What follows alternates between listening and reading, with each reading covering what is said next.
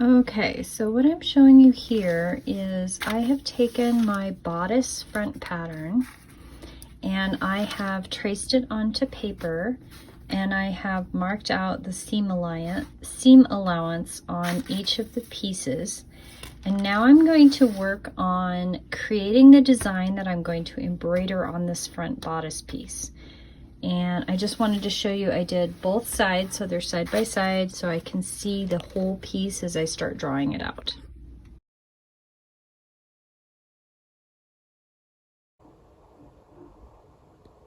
Okay, so right now I am fray checking the edges of this velvet.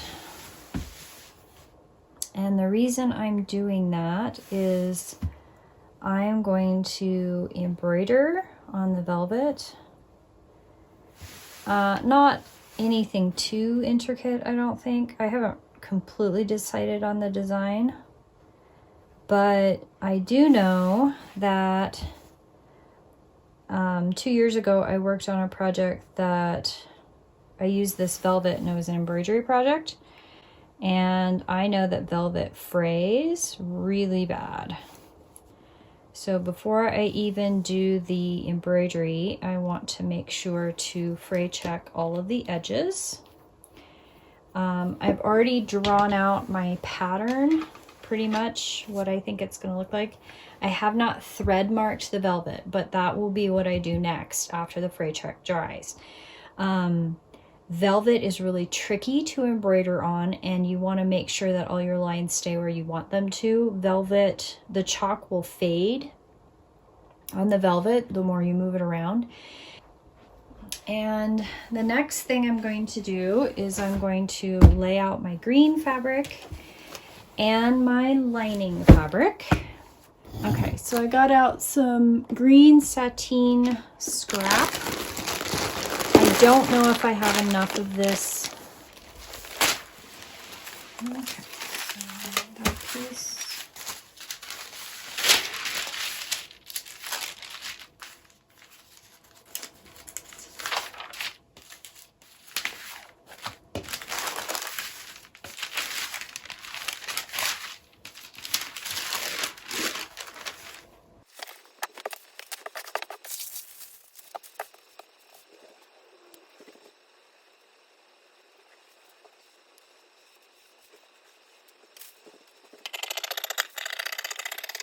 So on my work bodice, I noticed that there is pulling in this arm's eye, and it's on that front piece. So I've added a little bit of fabric here. I can always take fabric away in the fitting. I've used this pattern now twice. I didn't notice that arm's eye problem before, but I'm going to cut the lining and the fashion fabric in that arch, and then when I do my fitting, I can cut it wider if I need to, but it's kind of impossible to add fabric in some ways. In certain parts, it just gets really cumbersome. Okay, so that's the bodice.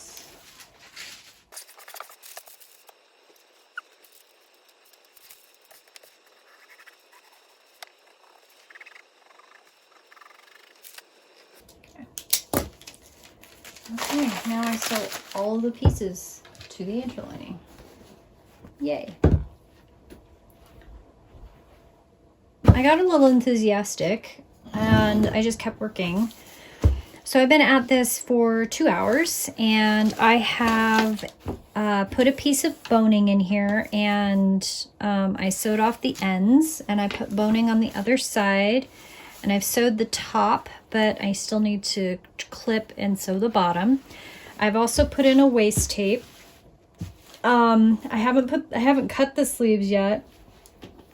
I'm kind of at that point where I need to decide what I want to do with the sleeves, because I haven't decided if I want to use this fabric or I want to use a different fabric. I do know that I want to do 3/4 sleeves because I really want this to be somewhat of a spring and summer outfit.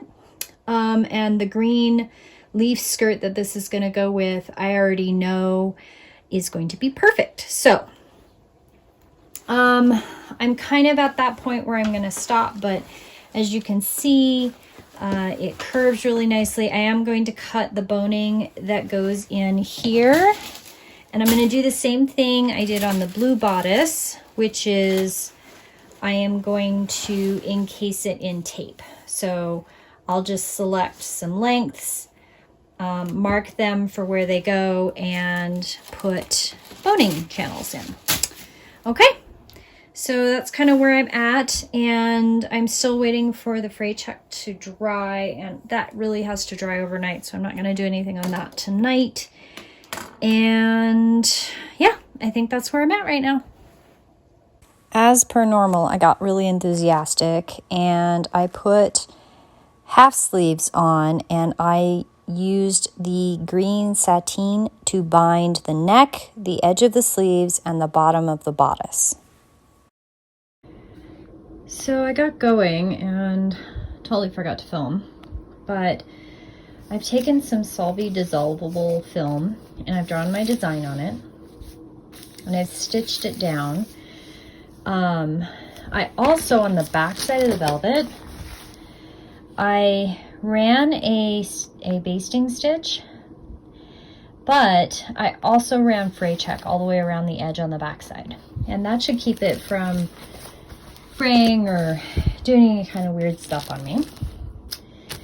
So the way this is going to work, I have two pieces. So these two pieces will be sewn individually and then they'll be stitched together, and that's going to create that centerpiece down the middle of the bodice. And this is the bodice, and so those pieces are going to lay on the top and create a V down the middle.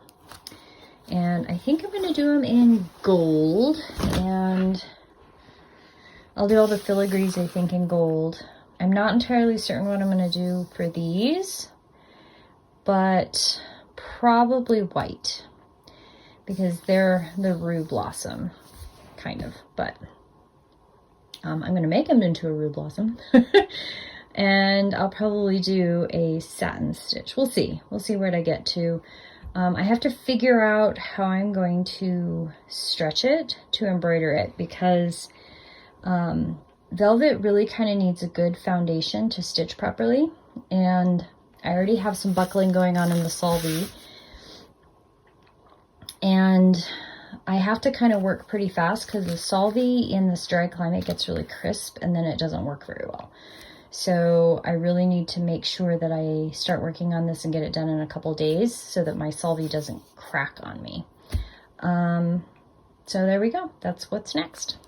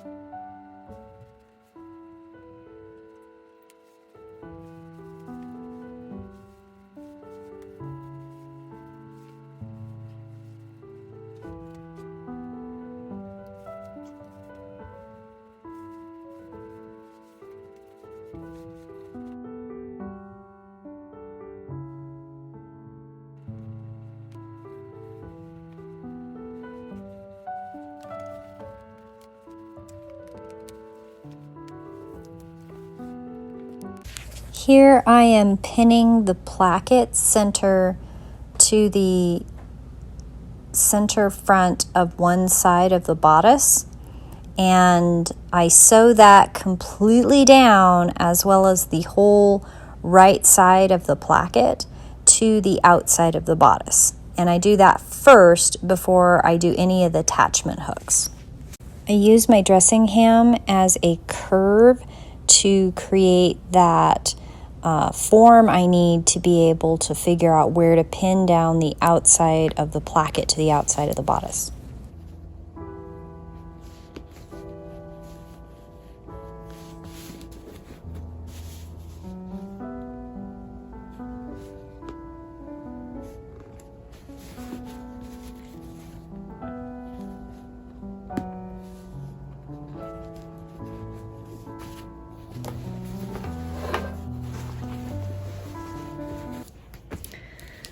Okay, based on the rate of how long it's taken me to do the lining for the embroidery and the edging, I think I might have another hour of stitching all of this piece down, and then I have to put it back on again, and then I have to figure out where the hook and eyes go, where this hooks to the front, and then I have to figure out where the snaps go all around the neck and the top of the collar.